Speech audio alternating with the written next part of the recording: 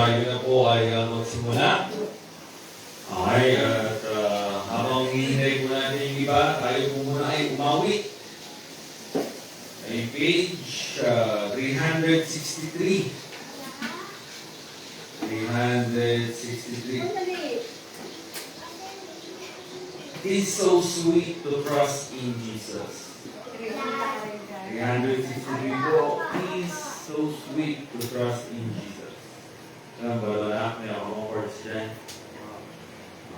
It is so sweet to trust in Jesus, just to take Him at His word.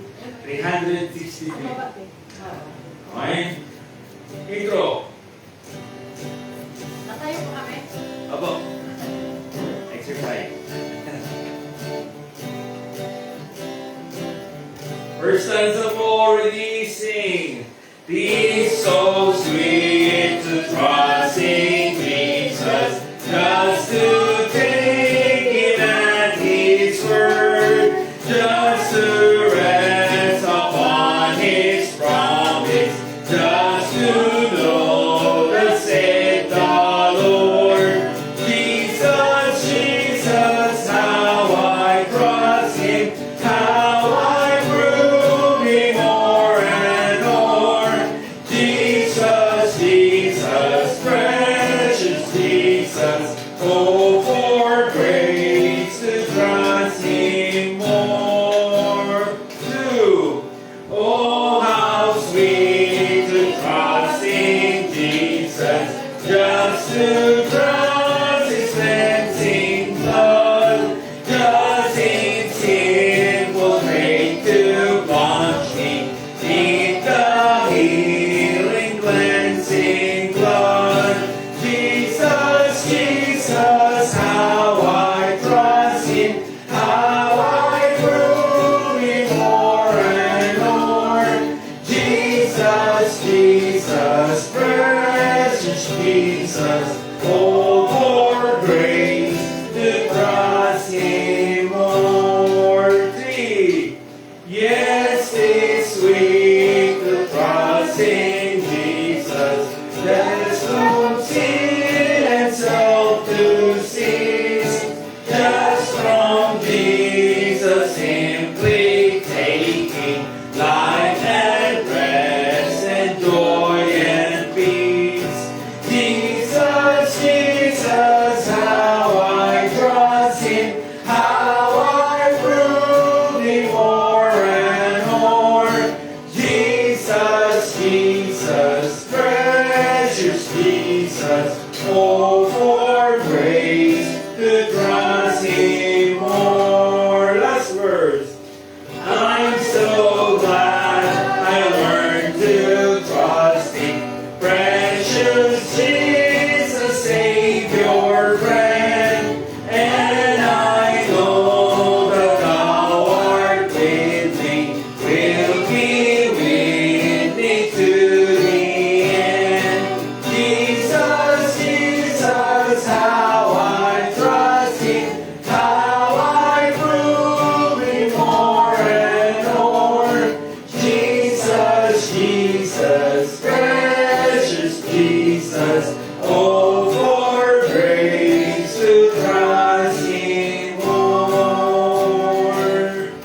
Okay, let's pray po muna before we sing our second song. Let's pray. Lord, thank you so much po sa araw na ito na binigay niyo sa amin. Salamat po sa magandang panahon, Lord God, na malamig. May you please continue to help us, Lord, na maintindihan po namin ang iyong mga salita. Ngayong umagang ito na aming mga pag-aaralan. Give us wisdom, Lord God. Give us revelation, Lord God, to your words. Lord God, na aming mga mababasa at mabubulat at pag-aaralan. Lord, patuloy din po namin dinadalangin sa inyo ang mga brethren na papunta po dito sa tabernacle. Ingatan niyo po sana sila, O Lord God, sa daan. At gabayan niyo po mga nagdadrive, O Lord God, at tulungan niyo po sila. Lord, patuloy po namin lahat po sa inyo ang service namin, O Lord God, this morning para sa inyo. Lord God, may you please help me, Lord God, as the pastor, Lord God, leader or lead po ng aming service this morning. Hindi po yung moderator, Lord God, at yung song leader. Lord, patuloy po namin lahat po sa inyo buong hapon na to. Kayo na po bahala sa amin. In Jesus' name we pray. Amen. Okay, next song po. Next song po natin is 175.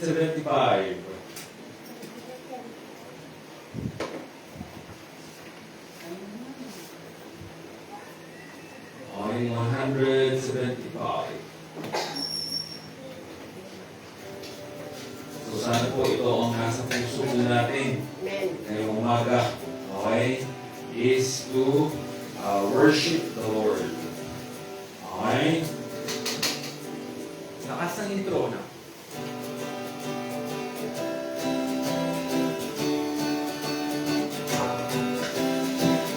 Okay, first stanza po already sing. Brethren, we have been to worship and adore the Lord our God. Will you pray with all your power while we try to preach the word? All is vain unless the Spirit of the Holy One comes down. Brethren, pray and holy manna will be showered all around. Two, brethren, seaward sinners round you, stumbling on the brink of woe. Death is coming, hell is moving. Can you bear to let them go? See our fathers and our mothers and our children sinking down. Brethren, pray and holy manna will be showered all around. Three, sisters, will you join and help us? Moses' sister aided him. Will you help the trembling mourners who are struggling hard with sin? Tell them all about the Savior. Tell them that He will be found. Sisters, pray and holy manna will be showered all around. Okay, so mapapansin niyo po, alam niyo po ba kung bakit hymnals ang ating ginagamit? Bakit hindi tayo one-way Jesus? Okay? But it's because of yung hymnals po ay may mga doktrina. Okay, so first po dyan, our worship for the Lord, yung first stanza. Second po is about the sinners. Okay, and then yung third, of course, ni-encourage ng Panginoon na hindi lang po puro lalaki ang nagbabahagi ng salita ng Diyos. Pwede rin ng mga sisters. Okay? Ang mga brethren po natin. Okay? Ng mga kababaihan. Page 295. Yan, 295. There's power in the blood. Okay, napaka-importante po ng blood. Okay? Na natigis sa cross of Calvary. Okay? 295. There's power in the blood. Dito natin. Natali sa tatlong kanta. Okay, first stanza po. Ready? Sing. Would you be free from the burden of sin? There's power in the blood, power in the blood. Would you reveal a victory win? There's wonderful power in the blood. There is power, wonder-working power in the blood of the Lamb. There is power,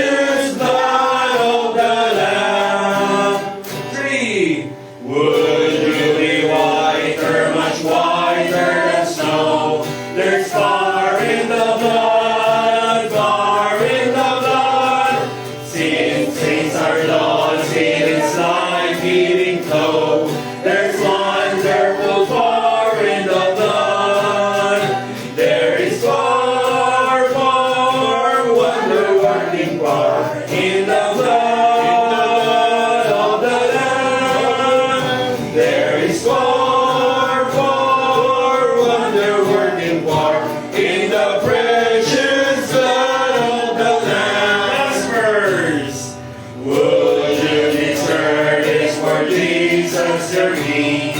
There's power in the blood, power in the blood. Would you live daily His praises to sing? There's wonderful power in the blood. There is power, power, wonder-working power in the blood of the Lamb. There is power, power, wonder-working power in the precious blood of the Lamb. Amen. Okay, tawagin po natin ang ating moderator this morning, si Brother Victor.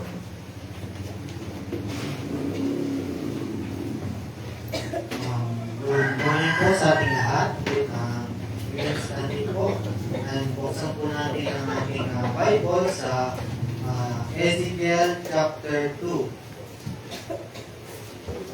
Ezekiel chapter 2 po. Say amen na lang po pag enjoy na po kayo. Amen.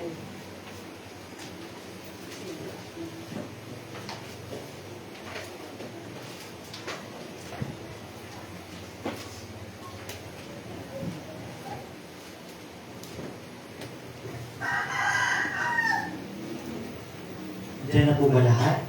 Amen. Ezekiel chapter 2 verse 1 to 10. Ako po sa verse 1, then kayo po sa verse 2, then patuloy pong ganon, then sabay-sabay po tayo sa verse 9 to 10. Ezekiel chapter 2. And he said unto me, Son of man, stand upon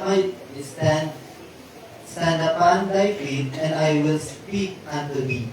And the Spirit entered into me when He spake unto me, and set me upon my feet, that I heard Him that spake unto me. Verse 3. And he said unto me, Son of man, I send thee to the children of Israel, to a rebellious nation that hath rebelled against me. They and their fathers are transgressed against me, even unto this very day. For they are impudent children and stiff-hearted. I will say unto them, and Thou shalt say unto them, Thus saith the Lord God. Verse 5. And they, whether they will hear or whether they will forbear, for there are rebellious, for there are a rebellious house, yet shall know that there hath been a prophet among them. And thou, Son of man, be not afraid of them, neither afraid of the Lord, no prayers and scorns to be. And thou dost dwell among scorpions. Be not afraid of the words, nor be dismayed of their looks, though they be a rebellious house. Verse 7. And thou shalt speak my words unto them, whether they will hear or whether they will forbear, for they are most rebellious. But thou, Son of man, hear what I say unto thee. Be not thou rebellious like that rebellious house. Open my mouth and eat that I give thee. Verse 9 to 10 po, sabay-sabay po tayo lahat. Ready, read. And when I looked, behold, a hand was sent unto me, and lo, a roll of a book was therein, and he spread it before me, and it was written within and without, and there was written therein lamentation and mourning and woe. Let's bow our head and let's pray po, Panginoon, sa mga po sa araw na po, sa mga panibagong buhay na binibigay po sa amin, sa pag-isip po ang Panginoon, at sa pag-buhay po sa amin, sa kung sa amin po, Panginoon. Salamat po sa mga biyaya na natatanggap po namin, Panginoon, sa pag-sustain po ng Panginoon, Panginoon. Please, guide us, Panginoon, ngayong Sunday morning, Panginoon, para papulihan kayo, Panginoon, at din po, Panginoon, as moderator ngayon sa morning service, Panginoon, ready, Panginoon, and explain po Ezekiel chapter 2, Panginoon, ng maayos, pwede po, Panginoon, pastor, Panginoon, gawin po sa amin siya sa kanyang preaching, Panginoon, yung mga pumunta pa lamang po dito, Panginoon, gawin po dito sila, Panginoon, at ingatan po sila, pupunta dito sa tabernacle, Panginoon. Ngayon lang po, Panginoon, in Jesus' name we pray, Amen. Amen. Ako na po tayong lahat. Dito po sa Ezekiel chapter 2, verse 1 to 2, dito po is tinawag po ng Diyos si Ezekiel. Dito po, kung mabasa po natin, Son of man, stand upon thy feet, and I will speak unto thee. Tinawag po si Ezekiel na Son of Man. Ibig sabihin, pinapaalala sa kanya na anak lang po siya ng tao, at ang Diyos po ang makapangyarihan. Then, pagkatapos po, ang Espiritu po ng Diyos ang nagpalakas sa kanya upang makatayo siya at makinig. Then, dito po sa verse 3 to 5, kung mababasa po natin sa verse 3, And he said unto me, Son of man, I send thee to the children of Israel, to a rebellious nation that hath rebelled against me. Kung mabasa po natin na matagal nang sumusuway ang Israel mula pa sa panahon ng kanyang mga ninuno hanggang sa kasulukuyan. Kaya po tinawag po ng Diyos ang bansang Israel na isang rebellion nation. Na mababasa po natin ito sa Deuteronomy chapter 9 verse 7 tsaka Isaiah chapter 1 verse 2. Ibig sabihin, magmula po kay Moses hanggang kay Ezekiel is nagre-rebelde na po yung bansang Israel o hindi po sila sumusunod sa utos ng Diyos. Kaya po tinawag sila rebellious nation kasi po ulit-ulit po sila sumuhay sa Diyos at hindi po sila natututo sa mga babala at pagdisiplina ng Diyos at pinili po nila sundin ang sarili nilang kagustuhan kaysa sa kalooban niya.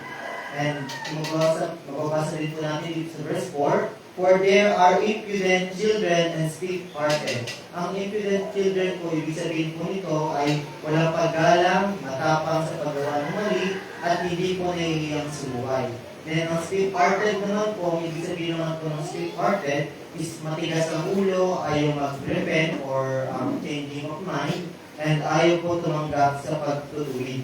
Then, sa kabila po nito, isinubo pa rin po ng Diyos si Prophet Ezekiel upang sabihin ang salita ng Diyos sa kabila. Then, dito po sa verse 5, and they, whether they will hear or whether they will forbear. Ibig sabihin po, sinabi ng Diyos kay Ezekiel na ipapahayag niya ang kanyang mensahe sa Israel kahit makinig sila o tanggihin nila ito. Ang mahalaga ay marinig nila ang babala ng Diyos. Then, yet shall know that there hath been prophet among them.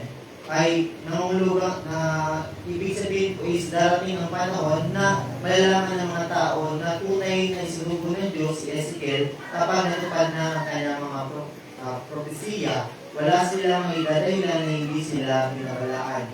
Ibig sabihin po, darating ang araw ay matutupad po yung prophecy po ni Prophet Ezekiel at babalaan niya po lahat ng mga taga-Israel. Pero yung ibang taga-Israel, hindi po sila masusunod. Hindi po sila makikinig sa sasabihin ni Ezekiel. Kaya po darating ang araw na wala po silang madalakilan na hindi po sila binalaan ni Ezekiel. Then dito po sa verse 6 to 7, dito po is, Be not afraid. Sinabi po ng Diyos kay Ezekiel na huwag matakot sa mga tao o sa kanyang mga sasabihin. Kaya po dito sa verse 6, makikita po natin dito, ginamit po ng Diyos ang mga salitang bears, thorns, and scorpions. Ibig sabihin po ng bears is matitinig na halaman, yung thorns naman po is tinig, then yung scorpions naman po is alakdan. Hindi po ito literal na halaman o hayop. Simbolo po ito ng masakit na salita at pagtutol at pag-uusig. Lahat po yun is mararanasan ni Prophet Ezekiel habang siya ay nag-prophecy sa mga taga-Israel na sasabihin po talaga siya ng masakit na salita at sasabihin po siya ng false prophecy kaya matatanggap po ni Prophet Ezekiel po yun. Dito po sa verse 7, And thou shalt speak my words unto them, whether they will hear or whether they will forbear. Inutusan si Ezekiel na sabihin ang salita ng Diyos na makinig man sila o tumanggi man sila sa salita niya. Then, hindi po responsibilidad ni Ezekiel na piliin silang maniwala. Ang responsibilidad lamang po ni Prophet Ezekiel is maging tapat sa mensahe ng Diyos. Then, mababasa din po dito is, For there are rebellious nation. Pinapaalala po ng Diyos na ang Israel ay napakatigas ng ulo at mapanghimagsik, ngunit hindi iyon dahilan upang tumuli si Ezekiel sa pangaral. Then dito po sa verse 8 to 10, Sa bahagi ito po ay sinutusan po ng Diyos si Ezekiel na huwag maging mapangmagsik tulad ng Israel. Pagkatapos ay pinakita sa kanya ang isang balumbot o scroll na naglalaman po ng mensahe ng Diyos. Dito po sa verse 8, mababasa po natin, bago pa ipangaral ni Ezekiel ang mensahe ng Diyos, kailangan muna siyang sumunod. Sinabi ng Diyos, huwag mong tularan ang katigasan ng ulo ng Israel. Makinig at sumunod ka sa akin. Ibig sabihin, pinapaalala po siya ng Diyos na huwag gayahin o itolerate yung ugali ng Israel na isang rebellious nation. Then dito po sa verse 9, and when I looked, behold, an hand was sent unto me, and lo, a roll of a book was therein. May kamay po na nag-abot kay Ezekiel ng isang balumbot o scroll. Sa panahon po ng Biblia, ang mensahe po ay at kautusan ay isinusulat po sa mga balumbot o scroll. Ayun po yung parang ano po nila noon, parang guide po nila, doon po nila sinusulat lahat po ng prophecy po nila. Then, dito po, ang laman po ng scroll ay salita ng Diyos o mensahe ipapahayag ni Ezekiel. Then, dito po sa verse 10, ang scroll po ay nakasulat sa harap at likod, puno ng mensahe ng pagluluksa at paghahatol. Then, may mababasa po dito, Lamentations. Alam naman po natin ang kahulugan ng Lamentations. Ang Lamentations po ay puno panaghoy at kalungkutan. And ang mourning naman po ay pagdadalamhati dahil sa kasalanan at kaparusahan. And woe naman po is babala ng kapamakan at hatol ng Diyos. Pinapakita po dito na ang mensahe dadalhin ni Ezekiel ay hindi magaan. Ito ay babala sa Israel tungkol sa mga bunga ng kanilang kasalanan. Ibig sabihin po, may mga mabibigat ng prophecy po talaga na ipapahati o ibibigay ni Prophet Ezekiel sa mga taga-Israel. And kung babasahin po natin yung buong chapter na ito, is malalaman po talaga natin kung anong prophecy po talaga yung dadalhin ni Ezekiel sa bansa ng Israel na tinatawag po ng Diyos na rebellious nation. Ayun lamang po yung mababahagi ko sa chapter 2 ng Ezekiel. Ngayon po is nadako na tayo ng pagsasalamat. Tapos kamay lang po kung sino po gusto magpasalamat.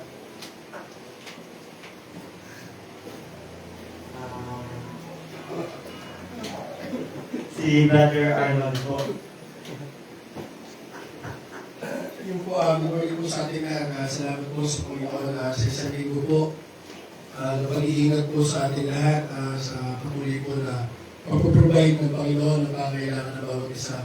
Ganun din salamat sa Panginoon sa pag-iingat po sa amin nakaraang araw. Nag-enroll po kami sa San Fernando, Maynila.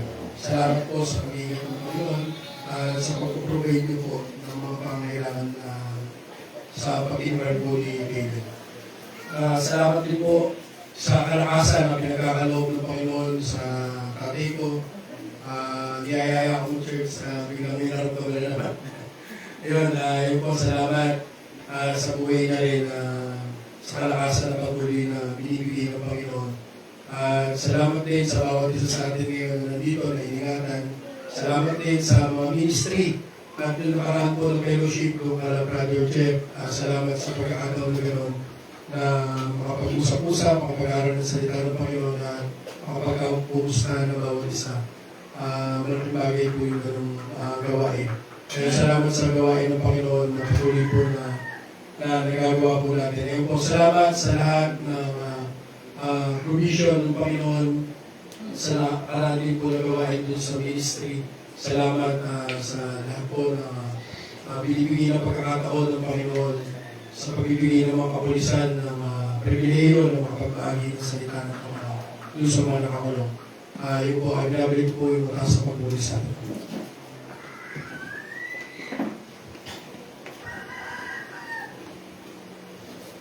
Amen po. Papasalamat na rin po ako. Papasalamat po ako sa Panginoon sa yan tanggap ko po sa pang-araw-araw at pag-ubay niyo po sa akin at ganun po sa aking pamilya. Napapasalamat po ako sa Panginoon dahil pagbigay po ng pangailangan ko po yung mga gamit ko po sa school. Napapasalamat po ako sa Panginoon sa pag-ingat po sa akin at napapasalamat po ako sa Panginoon sa pagpapatuloy ng pag-ising na rin po sa akin sa umaga. Kailangan ko. Sino po yung gusto magpasalamat? Song offering. offering or testimony po, taas kamay lang po kung sino may gusto. Yeah. Si Dito Sister lang ako, ate. Esther. Sige po. Good morning sa lahat. Ako din papasalamat din ako sa Panginoon no, sa sobrang linggo na to kasi yung brother ko namatay. Tapos hindi ko na pinatagal yung paglibing, 2 days lang. Kasi sabi ng pamilya namin, sabi niya, bakit ganon? 2 araw lang. Sabi ko, wala ako at saka may mga obligasyon din ang anak ko doon kasi siya lang mag-isa doon eh. Pasalamat din ako sa Panginoon kasi na-provide din siya sa mga kailangan para doon na malibing din at din ang nalibing yung kapatid ko. At saka sabi ko, kasi kung ilamayan pa ng matagal, may mag-inom pa, may magsugal pa. So, papadaigin pa ng natin si Satan. Sabi ko, it's okay lang. Sabi ko, example na lang si Christ na matay nilipin agad, di ba? Hindi naman natin yung nilalamayan. Kaya nga, napapasalamat ako talaga sa mga pag-provide din siyang Ginoo sa amin na sinasagot niya rin yung pagdasal ko na alam naman mahirap kami pero natigayon din lahat ang mga kailangan. Amen. Thank you so much din sa kapatiran natin, especially for Brother Arnold and Brother Gift and Pastor for the generosity sa pagtiyaga nila sa pagpunta din sa kulungan, sa kabaitan nila na nag-provide lagi sa mga kailangan dun sa kulungan. No? Thanks God. Papasalamat din ako sa ating mga kapatiran na patuloy din na ginagamit din para sa Pilipino. At saka thank you so much for sustaining grace din sa binibigay sa atin. At thank you din sa every single day, God, wala din nagpabaya sa atin. No? At andyan din siya lagi nga nagagawa sa atin. Kaya yan lang sana na pinabalik ko. Salamat sa Panginoon. Amen po. Sino pa po yung gustong magpasalamat? Song of Rain, si Sister... Ayaw mo?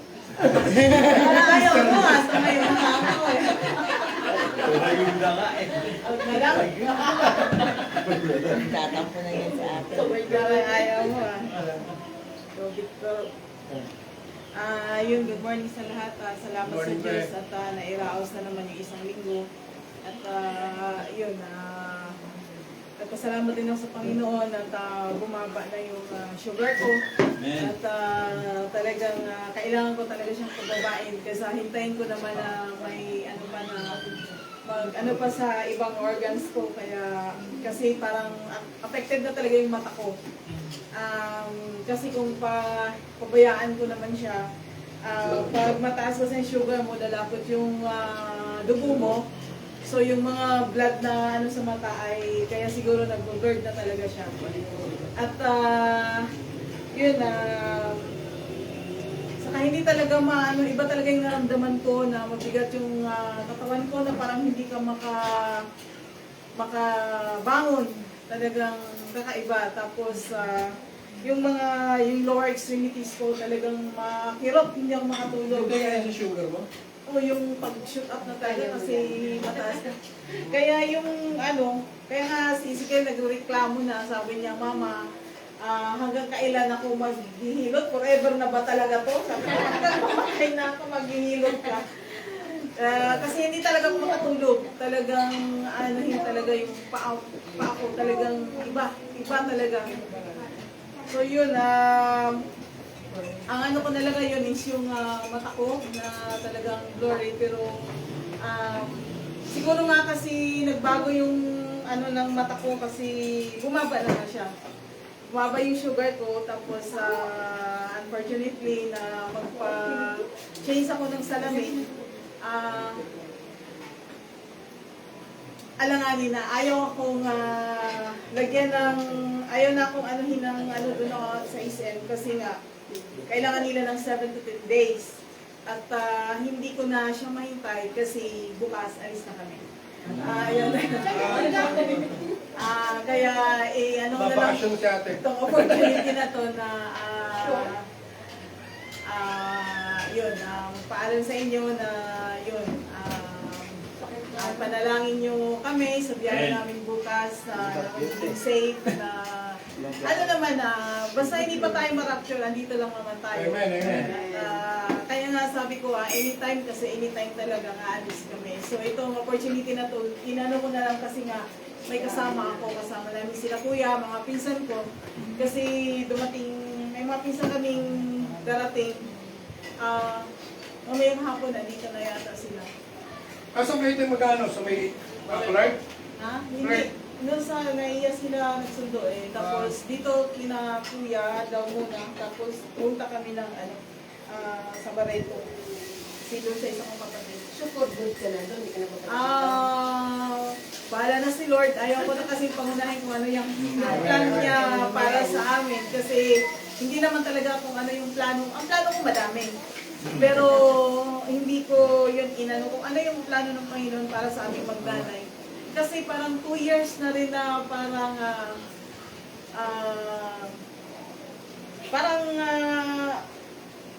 na kailangan kong magsikap din kasi gano'n naman talaga eh. Tayo mga Christian kasi hindi pwedeng umaasa tayo. Umaasa ako kay kuya, umaasa ako. Hindi po pwedeng gano'n yun kasi may lakas pa naman ako eh. Hindi pwedeng i-ano ko na lang yung pangangailangan naming magnanay. Hindi naman ibig sabihin na wala, meron naman kasi pinoprovide ng Panginoon, hindi kami nagugutom eh. Pero tingin ko kasi palagi sinasabi ni Alan sa akin noon na kung ano pa yung habang kasi buhay pa tayo, kailangan tayong magsikap din talaga. Hindi yung, kasi kumakain tayo eh. Wala pong Kristiyanong tamad. Yan talaga yung inaano ko palagi na hindi yung aasa nila ganun. Kung ano yung kaya ko. Kung ano yung kaya kong gawin, kahit na mag-isa na lang akong ano yung anak ko. Ayun, nakikita ko kasi na titingnan yung other side na maliban dito. Kasi parang nandiyan na lang ako sa bahay. At yun ang itatry ko at isa pa doon, nandun si nanay ng kailangan nila. Pero yun nga, malayo talaga kami kasi nasa isla kami. Siguro, yun na nga siguro ang ano ng Panginoon na kailangan na Pwede kayo magbakasyon doon. magpakalayo-layo. Magpakalayo-layo. At ano talaga. Hindi ko rin alam kung pagdating doon, kung saan din ako dadali ng Panginoon, baka naman sa ibang town na naman, pagdating doon, kung ano yung trabaho meron doon at pangkabuhayan na meron doon. At yun lang. Salamat. Sino po po yung gusto magpasalamat? Song offering po or testimony, tas kamay lang po kung sino may gusto. Si Brother Russell po. Marami nang malakas sa loob. Hindi, ito ka.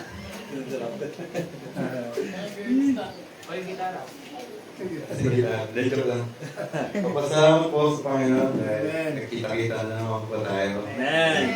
Papasalamat ako na dito ang aking sexy misis. Amen! Dahil inuwag ko siya kahit puyat pumunta siya sa iyo. Amen. Galing.